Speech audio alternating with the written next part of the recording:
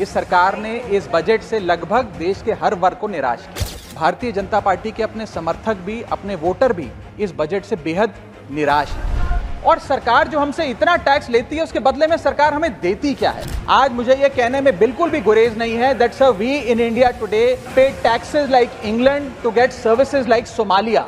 Sir, आमतौर पे देखा जाता है कि जब भी वित्तीय बजट देश में प्रस्तुत किया जाता है तो देश के कुछ वर्ग उस बजट से खुश होते और कुछ वर्ग उस बजट से निराश होते हैं। लेकिन इस बार सरकार ने वो अचीव कर लिया जिसे अचीव करना संभव ही नहीं था। इस सरकार ने इस बजट से लगभग देश के हर वर्ग को निराश किया। They have managed to displease all sections of our society. In fact sir, Bharatiya Janata party के अपने समर्थक भी, अपने वोटर भी इस बजट से बेहद निराश हैं। सर, पिछले 10 सालों में टैक्स लगा लगा कर सरकार ने एक देश के आम आदमी का खून चूस लिया। अब आप मानिए, आप 10 रुपए कमाते हैं, उसमें से 3 साढ़े 3 रुपए आप इनकम टैक्स के माध्यम से दे देते हैं, 2 रुपए 2.5 रुपए जीएसटी आपका चूस लेता है, 1.5-2 रुपए आपका कैपिटल गेन टैक्स लगता है, सेस सरचार्जेस 1-1.5 रुपए के लग जाते हैं। तो मात्र 10 रुपए में से 7-8 रुपए तो सरकार के खजाने में चला जाता है। तो आम इंसान को मिलता क्या है? आम आदमी को मिलता क्या है? और सरकार जो हमसे इतना टैक्स लेती है, उसके बदले में सरकार हमें देती क्या है?